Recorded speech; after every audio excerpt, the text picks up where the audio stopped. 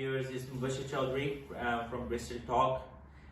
Today our topic is about Islamophobia. Islamophobia at the moment, if you can see, is being facing by Muslim community, not in the United Kingdom, but in most part of the world, you'll see this problem. So today we have a specialist, Farooq Siddiq. So he's a columnist, he's a community activist. He will put a light on that, why this problem is arising and why is it growing. Alongside we have Roger Hutchinson. So he's Labour Party councillor. He spent a lot more time with politicians, and he was a politician since he was 20. So we'll see like how actually Islamophobia was that a problem previously, or it is growing now. So my first question would be with Brother Farooq Siddiq. Can you put a light on recent statement given by Ryanair boss? How you see it? Yeah, a couple of days ago, the head of Ryanair made a quite provocative statement to say that more Muslim men should be going through security checks more, and families should go through without any checks at all. I mean, that's a very irresponsible thing to say. And anytime I hear politicians or big businessmen, or indeed celebrities, making statements that are clearly Islamophobic, you have to look at what other things they also say. And it does impact like to a common man's mind, because they see if someone, a very responsible person into a responsible position saying that, might be right. Well, all you have to do is put yourself in a position of somebody going through a security check at the airport. You've got your children with you, you're late for your flight possibly, and you have to take off your belt, you have to take off your shoes. And if you have a look at the stress that causes anyone and everyone, and it's because one person tried to smuggle on a little bit of a liquid where he made a bomb. It's discomforting. You're putting people through hassle, and people think it's unnecessary. That, what am I going to hide in my heels or something like that. So there is frustration there. And when somebody like Michael O'Leary, and this is for his planes, this is for the safety of his planes, this is what our security services are saying is for the safety of the airlines. We're protecting the public. That's the official message. When somebody like that, the head of an airline, says he criticizes the security operation, Joe Public is going to think, yeah, he's absolutely right. Why are they checking me when the Muslims are the problem? So if it's young Muslim men, go after them. Why are you harassing a 98-year-old white woman? Or this family here? Why are they having to go through security checks? Well, the answer to that is quite simple for Michael O'Leary, is that if that's what we did, if we made out that it's just going to be young Muslim men that are going to be stopped at the airports, then those young Muslim men will start traveling with families, because they know that's not what you're looking for, But the reality for this, if I can call him an idiot, is that the reality is Cambridge University did a study a couple of years back, and 88% of the people being stopped at airports, for example, under Schedule 7, were Muslim. So it's already happening. We are already being profiled. So imagine if a white person is going through security and saying, why me? I'm a Muslim. When I go through security at an airport, I also say, why me? I'm not a terrorist. 99.9% of the people that follow my faith are not terrorists or potential terrorists. So this is what we call a dog whistle. So I go to Roger now. So Roger, what you've seen all those eras like of politics and all that. Why this is particularly, especially when you see the media, you will see like it's always been criticizing Muslims, whereas like might be 1% is doing something wrong, you are basically putting all 99% into it. And it is not like 1% exception in Muslim community. You will see in all communities, you will see that 1% is there. Why actually the Muslims are being targeted? Do you think like is something is very common now, or they were previously? What are your thoughts on? I think it's more common than it was maybe 5 years ago. Easy probably to say that it has something to do with Brexit, but it has. There's certainly been a rise in people's thinking that they can, they're getting rid of the foreigners so they can say what they like about them. The same thing in some ways applies to stop and search. That's just one section of the community that happens to. And there is an increase in hate crime as well that's happening. I mean, it's a real worry that it's happening in this country. It's also a worry that it's spreading. Like me, who come into the United Kingdom, we feel like as a home. We teach our kids like this is our home, and we need to contribute into the society. And when you being questioned like that, it really hurts. So, do you think is one of the a particular way of trying to disengage the community or provide putting a rift into the communities? It is basically a propaganda behind that. Yes, I'm quite sure it is. I'm quite clear. There are people, and there always have been people within the community that want to drive that wedge in. This Ryanair boss has said something. So, is there any institution in the government who can ask the person if someone says these type of racist remarks, which is directly affecting a community, in this case the Muslim community? Is there any place where the community can go and say these kind of remarks are purely based on racism, should be punishable? I thought there were laws that covered it. Yeah, I mean, if you have a look at Michael O'Leary, it's a good point. If you have a look at Michael O'Leary, the other things he said, forget what he said about Muslims, but the things he said about homosexuals, things he says about a whole variety of people, his own staff, the things he says about his own staff, is quite derogatory. He's just one of these idiots that says something just to provoke a reaction. So he's got us talking about him, he's got us talking about his airline, and if anyone's watching this, and just don't travel on Ryanair. That's the answer. That's what we can do. Is boycott Ryanair, and I think that's trending at the moment. Is boycott. The problem is this is not going to resolve the problem.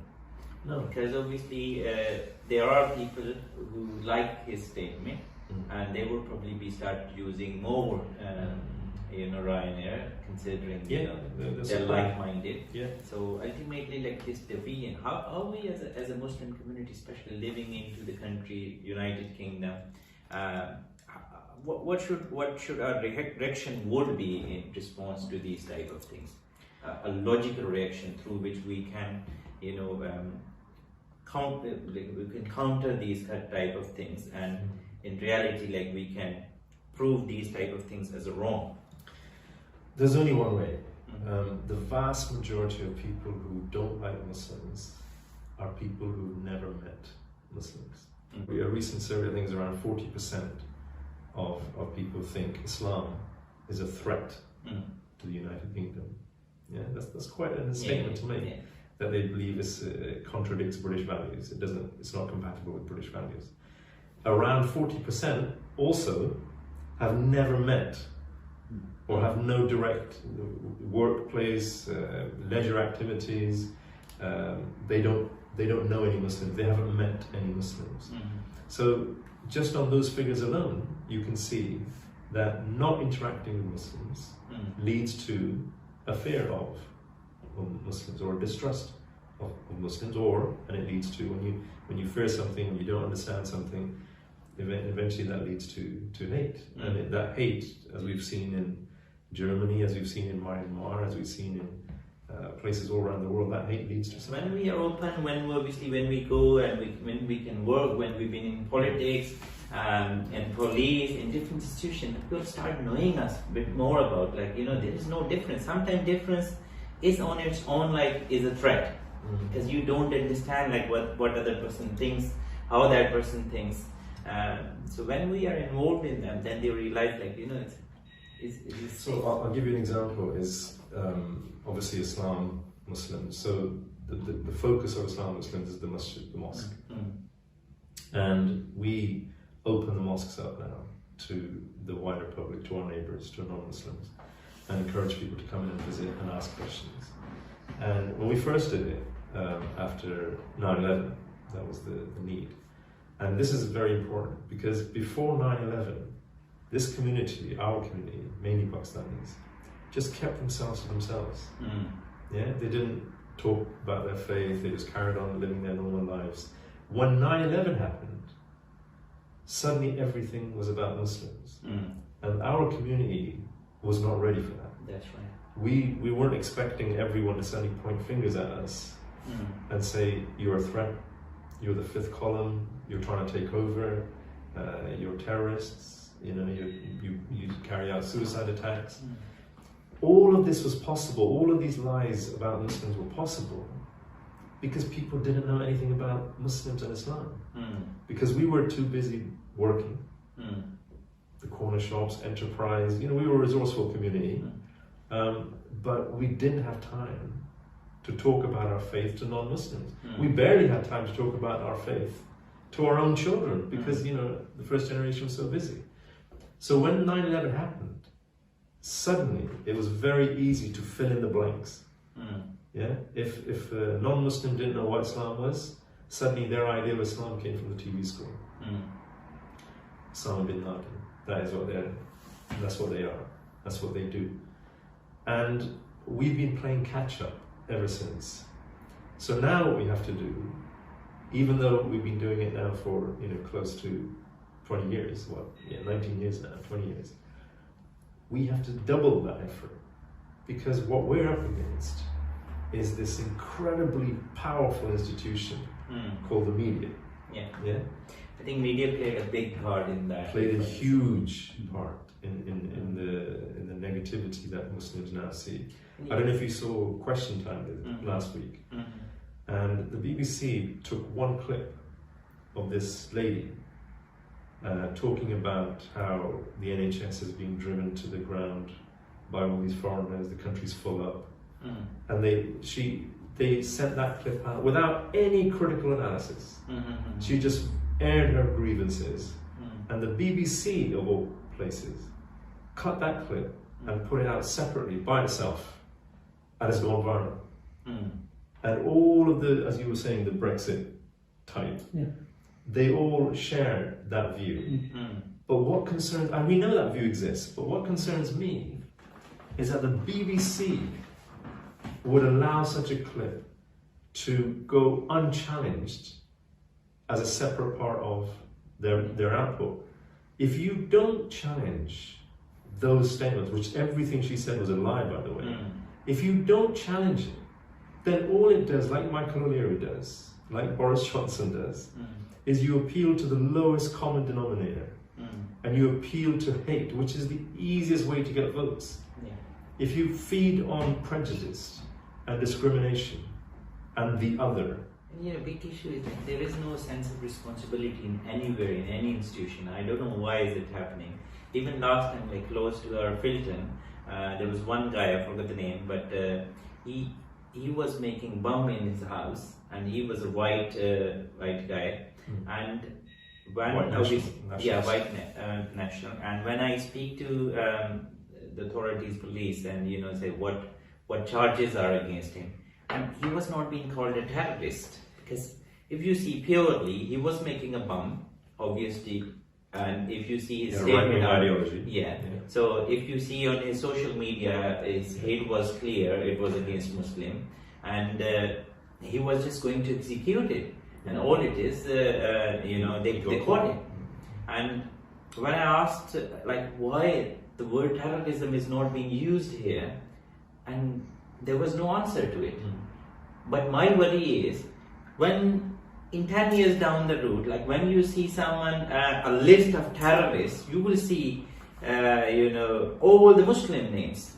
But the reality of the matter is, actually, there are a lot of other incidents, but is not being categorized in the same category. And in 10 years down the line, if someone sees that list, they see all Muslims who are doing wrong. The person who drive all the way from here, Cardiff, to London, and killed drove a van, I believe he was not called a terrorist. Yeah, and this is why I don't like the word terrorism or terrorist, because it's a politically loaded term now. Because when a white person, non-Muslim, does it, the person is mentally ill, the person has a history of mental illness, or he's got issues of poverty, or whatever it is. But it's not terrorism. Yeah, even though it's backed up by an ideology, a right-wing nationalist, white supremacist ideology, it still isn't classified as terrorism. It's changing now a little bit. Does the terrorism act is mentally ill? So, but you have to accept that. Where did it come from? It came from 9/11. Yeah, this is where all this Islamophobia came mainly. And 9/11 was a political event. Yeah, the only reason 9/11 happened is because of what we call the F word, which is foreign policy. Regardless of what you want to make hay, deny it, reality is those people were able to recruit people in this country because of a simple thing that you're bombing. When you're bombing people in their country, it's easy to recruit. And these people have nothing to do with religion. For political motivation of their own, they want to be politically in charge in their own places. They recruit people across the world to cause mayhem, to cause chaos around the world. Yeah. The word Islamism, for example, we're fighting Islamism. That's what the government says. That's what our security services say. But to Michael O'Leary and to that lady who came on Question Time. By the way, she turns out now to be a National Front candidate. She was a local councillor for the National Front, which raised all kinds of questions for the BBC and Metro Productions. Yeah, exactly. Yeah. So when people like that, when you see the word Islamism, which is why I'm so against that term, is that the non-Muslim community, all they see is the word Islam. Yeah. So when our security services are fighting the Islamists, they're fighting Islam. So the Muslim sees this as well as somebody who doesn't know much about their faith, isn't well practicing in their faith, is busy doing stupid things outside, suddenly starts hearing about this war against Islam. And suddenly this young man will say, woman will say, you know what, I have to defend my faith.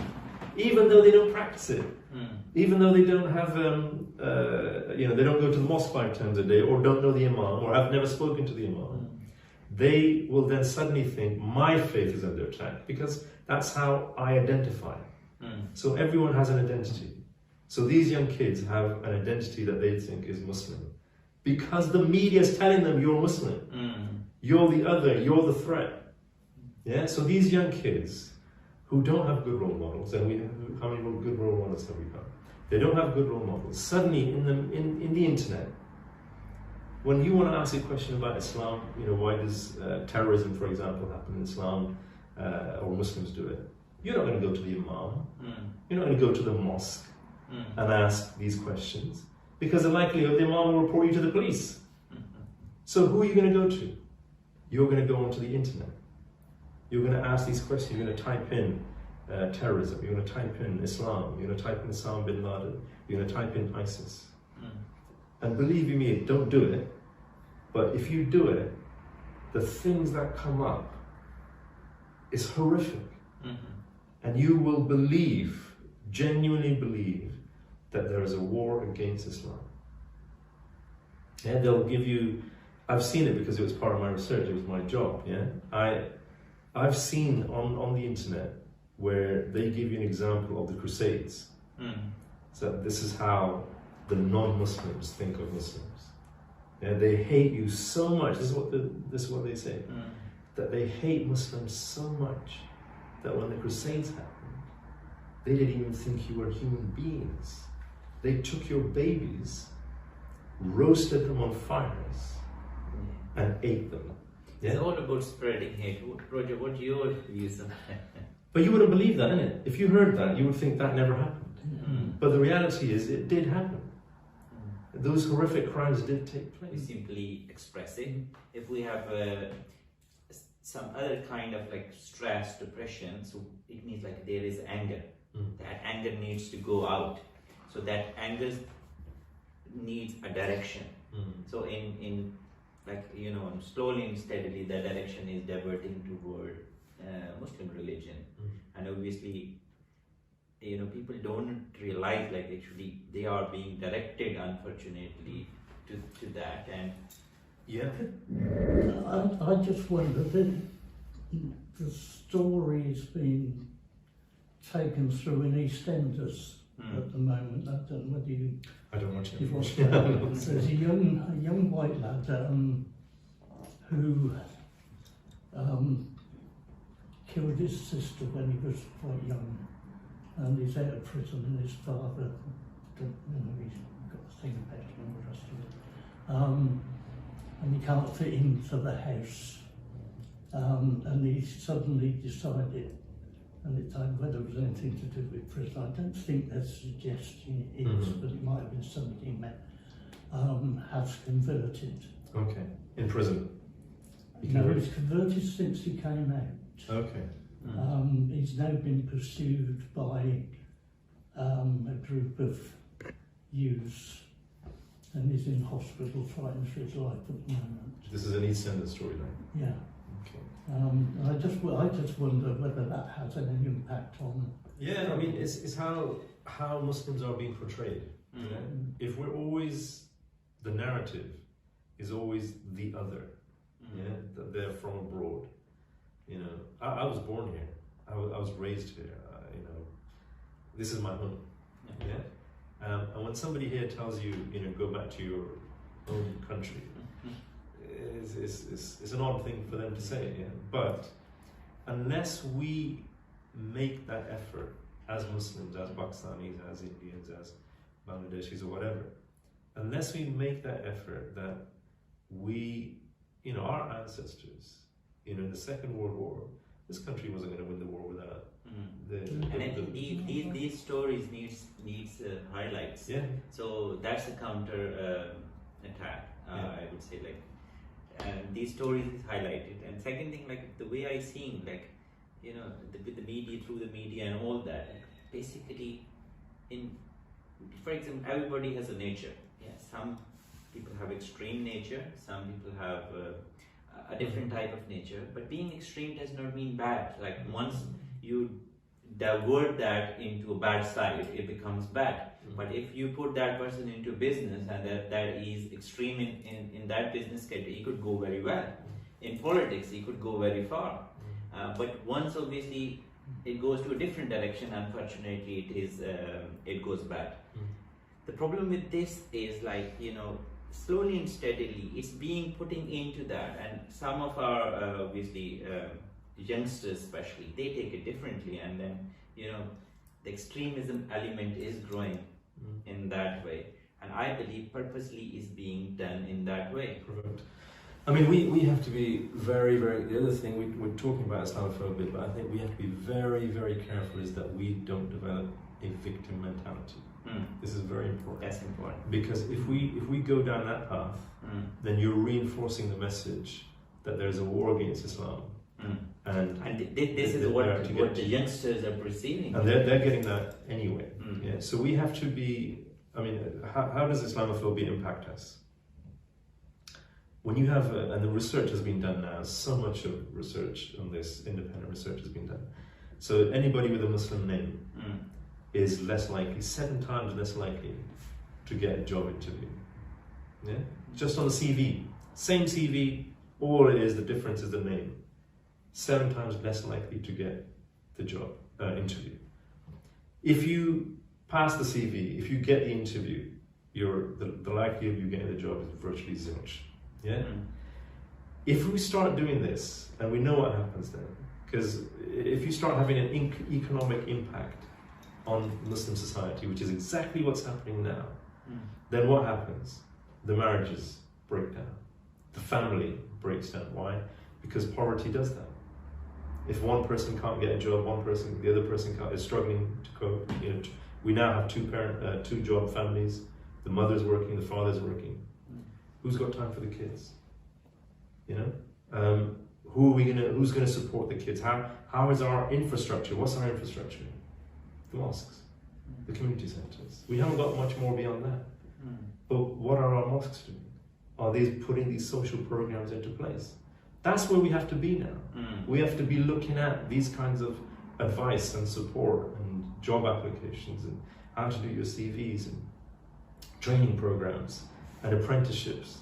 That's what we unity. That's what we need. And even in my view, like this is not the war of Muslims. This is the war of United Kingdom citizens. Absolutely. So means like this country is like well known for being together and is a culture. And you know, like if something like drift happens, it's gonna affect the whole country, not one particular community. We all need to work together on it. It's already affecting the whole country. Look at Scotland, look at Northern Ireland, look at Wales, look at England. You know, we're already drifting apart, because once you start targeting one community and you start to get away with it, it's easy to target the next community. That's right. You know, people, anyone who's different gets targeted. And when did this all start? When did these? You know, I know you're saying Brexit, but you know what I think happened is when Trump came to power in America. What he brought was what is now termed as fake news. Yeah? He just lies and lies and lies and has no concern about being caught. It's a shamelessness. Yeah. The lie, you know, he wrote a book called The Art of the Deal. I don't know if you've read it. I don't recommend it, yeah? But in it, you know what he actually says? This is his personal philosophy. Lie some more, and keep lying.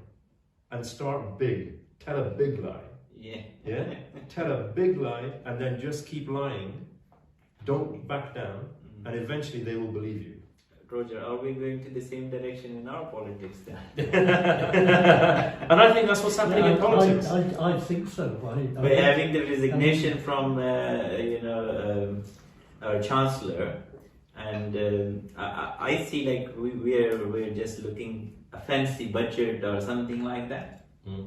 Look, Boris Johnson is a copy of Trump, isn't he? Yeah, we came out of the election with people quite clearly accepting that they'd elected a liar. Yeah, absolutely. Absolutely, no question about it. And you would never have thought that possible in Britain. You thought, America, okay, idiots, yeah. You never thought that would be possible. I mean, 1.5, 2 years ago. I've gone through years as a politician, having to stand by people that automatically say, well, you can't believe anything the politician tells you. Yeah. Now, you know, I take that personally, very much so, because I don't do it that way. But never as openly as... The lies become acceptable, isn't it? It's okay to lie. Yeah. You know, and that's a dangerous part of what we're doing. And that's what Michael O'Leary, that's what people like Boris Johnson, that's what the media now, is that you can lie, no big deal. You know, and that is so dangerous. And Trump taught the world, when the leader of the world, free world, as they keep calling America, the most powerful country in the world, can say it's okay to lie, then all the dictators, all the despots that thought, you know, I can't do this because America might do this, or the Europeans might do this, or now they say that America's doing it. Now, like where we are in the United Kingdom, we are heading toward a no-deal Brexit. I think it's likely. Yeah, I think it's likely. It's much more likely, and you know, the next thing is like we need the support of USA. Yeah. So it means eventually we are start following the policies of US, and brings that cartoon to mind that is the guy carrying the star from the Union Jack and putting it up on the on the American flag. My biggest concern with It's no deal Brexit is it's going to hit us economically. Everyone says that. absolutely. Even the ones that are pro-Brexit will say to you, yeah, 10, 15 years it'll be rough, it'll be tough, yeah? And they want Brexit. In those 10, 15 years, you know, all these people who voted for Brexit, when the economic situation hits them in their pocket, who are they going to blame? You know, when the countries are rich, when the people are rich, Yeah, they don't racism goes down. Yes. Yeah? Because everyone's happy. When the economic situation goes down and people are struggling in their pocket, So you reckon they blame someone. Yeah. Yeah, they want to blame someone. Who's taking my job? It's them. You know, he's over here, they're taking my job. You know, I should have had that job. So they turn. If you see the whole stance of Brexit was that. Yeah. It's going to turn towards us, and we, as our, you know, Asian communities, Pakistani communities, Muslim communities, we need to start preparing for that now. What are we going to do when that happens? Because it will happen. It will happen. And you know, the Jewish community has been through this. You know, we don't have to reinvent the wheel. That's right. The Jewish community went through this in the Second World War. And what was it? The Germans blamed them. Hitler blamed them for the economic, you know, the Austria Accord and the Vienna Accord or whatever it was, when they had to pay reparations. Those reparations were so high that Germany went into a recession. Couldn't afford to make the payments. People were out of job. Unemployment went through the roof. And who did they blame? They wanted to blame someone, and who did Hitler come along and he blamed the Jews? And we know over time where that ended up. And you know, there was a magazine or newspaper, Der Stürmer, yes? You know, when the Nuremberg trials happened, one person was given the death penalty, and the punishment for him alone was not just a death penalty, but he would be burned, his body would be burned, and his ashes would be scattered into the ocean so that no one could know where he was buried. You know who that was? He didn't kill a single Jew, by the way. But he was the only one. They said, you cannot have a burial, nothing to mark where you're buried. And he was the person who was the editor of Der Stürmer. And the Nuremberg trial said that he, as the editor, created the situation in the country through his newspaper, through the media, that created the situation where the German population turned against the Jews, said they were a threat. So it was the media at the end of the day. It was the media, yeah. That was the biggest issue, that Hitler was allowed to then do what he wanted because the public supported him, because of the message of Der Stürmer and the other media. So you reckon the same technique is going through The there? same thing is happening again. You know, the one thing we learn about history is we never learn from history. Yeah, that's the one lesson. Yeah, and we're doing it again. And if people say, you know, we said after the Holocaust, everyone said never again. In Europe, never again. We will never allow a Holocaust to happen in Europe again. It happened again in Bosnia, in Srebrenica, in Europe, in the heart of Europe, our backyard. It happened again. 8,372 Muslim men and boys were murdered in 5 days by the Serbs. And it's declared a genocide by the UN. In Europe, which is saying never again, never again. And those Bosnians, they were white, blonde, blue-eyed Muslims. And you know when the Serbs, because I went to Bosnia during the war, and you know what the Muslims, we took aid to them, yeah, to help them. We saw Srebrenica happening on TV, and we took aid to help, you know, to the refugee camps. And I saw one woman, and she screamed at me, and I had to translate it. And she was angry. We're giving aid, and she was angry. You know what she said to me? She said, "Why are you bringing this aid to us? All you're doing is fattening us up so the Serbs can shoot us." Because we weren't providing them weapons. The UN put an arms embargo on the Muslims. The Serbs had an army, the Croats had an army, they had weapons, they had artillery, but the Muslims didn't. And when they wanted the world to supply them weapons to defend themselves, you know what the UN did? They put an arms embargo on Bosnian Muslims. No one could provide them weapons. And they said, no, we'll protect you. And the UN went down and said, we'll protect you. We'll set up these safe havens. And the first time that was tested was in Srebrenica. And the UN, the Serbs came, and the Dutch UN just stood aside.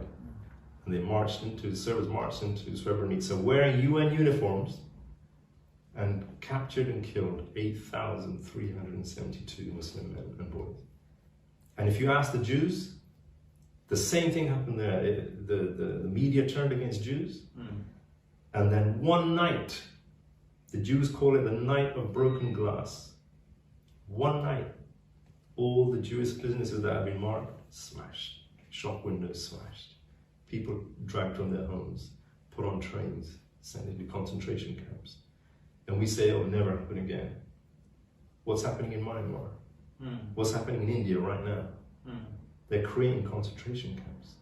The new laws are being passed, taking away citizenship rights of Muslims who've lived there all their lives. Their ancestors have lived there from the Mughal times. The problem is like we react very late, And this is what I'm saying. We have to started establishing, and we should react that time. Then unfortunately, when things gone beyond, and then we react, and that's a bit too late. Then we have to be proactive, and then there's so much we need to do. So within our domain, what should we do? Obviously, you have a domain as a society, as a community, as a Bristolian. What should we do? What point of action we're supposed to do to at least to mitigate it in our beautiful city? This program here, for example, your reach here, your channel here, anyone that has reach, even if it's just your neighbor, I would say talk to them about who you are as Muslims. Yeah? As non-Muslims, the danger is we do programs in our own language. Do them in English. Yeah. Let the non-Muslims see them. Tell them what you are about as Muslims. Don't just make it Muslims like this. Make them seem so that people can see them as ordinary people. The same problems that you have, we have. Let's work together on them. We can resolve these issues together. Roger, what your views on the same question? What should we do as a Muslim, not just as a Muslim, as a Bristolian? What should we do to make sure at least this hate should not surge into our city? And it's difficult to give a different answer to one that's just been given.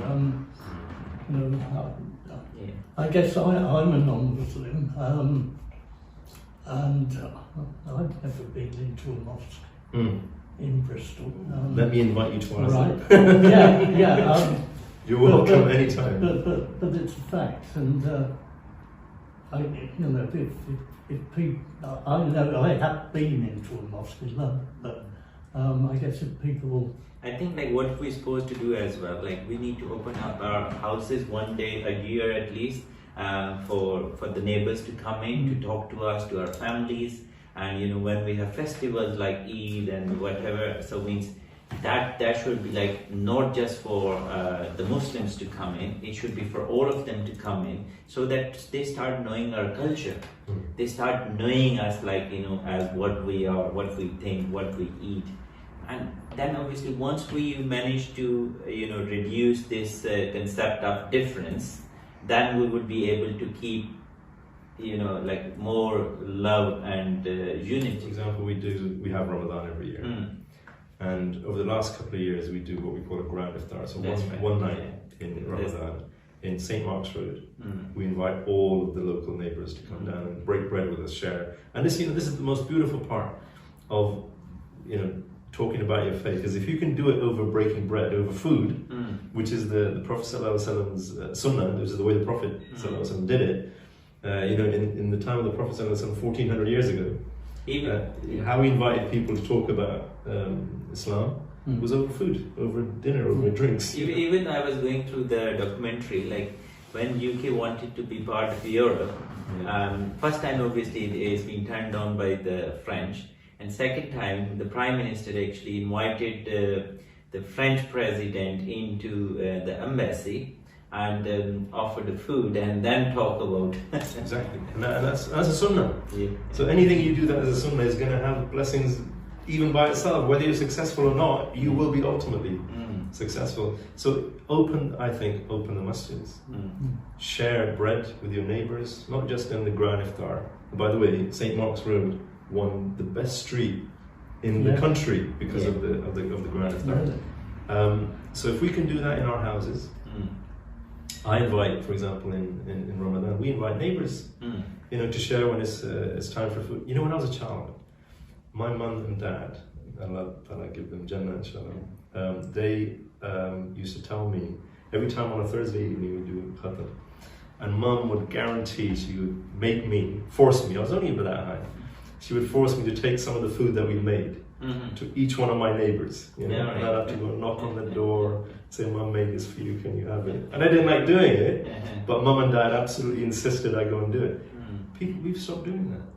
I think that's something we should do as a community. And even when Roger said, if we open up our doors, people might think like we are different. So, reality of the matter, but it's good to be different. There's a lot of even what we've been told about our neighbors, to look after them in such a way, and all that is different.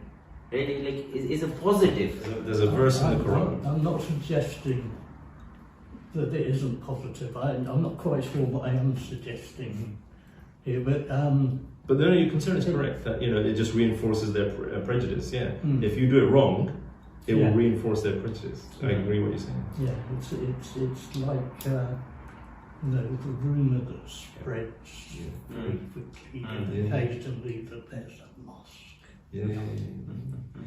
There's a verse in the Quran that says there's a verse in the Quran that says, we have made you, God is saying, we have made you into nations and tribes so that you may come to know one another, not despise one another.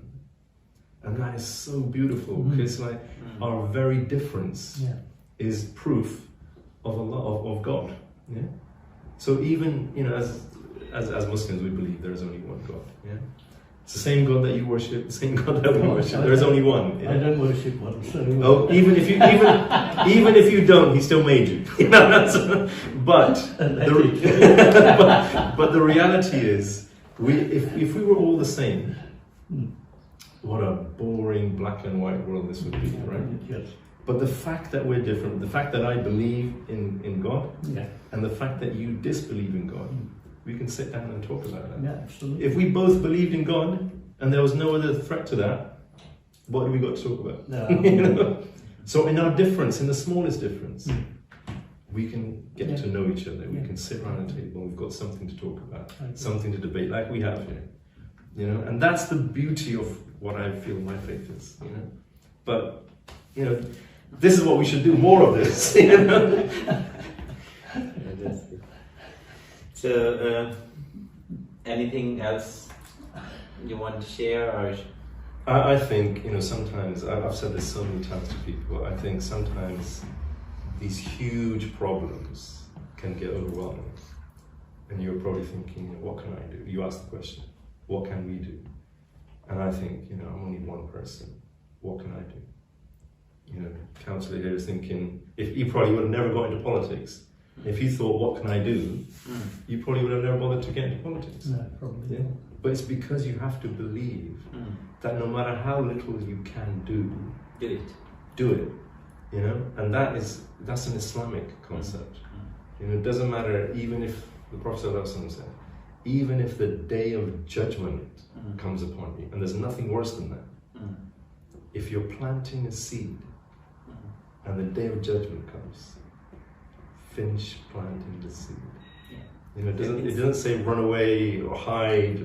It says finish planting the seed. Do what you can do, and maybe that will be. Any religion, whatever. So basically, it's all about, when we say religion, when we say being in politics, when we say whatever, it's all about what you can give to the community, what you can make it better. So that's at the end of the day. So I think this is a message from the panel as well. So we need to work together to find out who is putting this seed of hate in it, and we need to make sure, we need to join hands and obviously put a seed of love in it, and so that our community keeps prospering, and hate has unfortunately no place. And no religion. In no religion, in whatever. So that's it then. Thank you very much, viewers.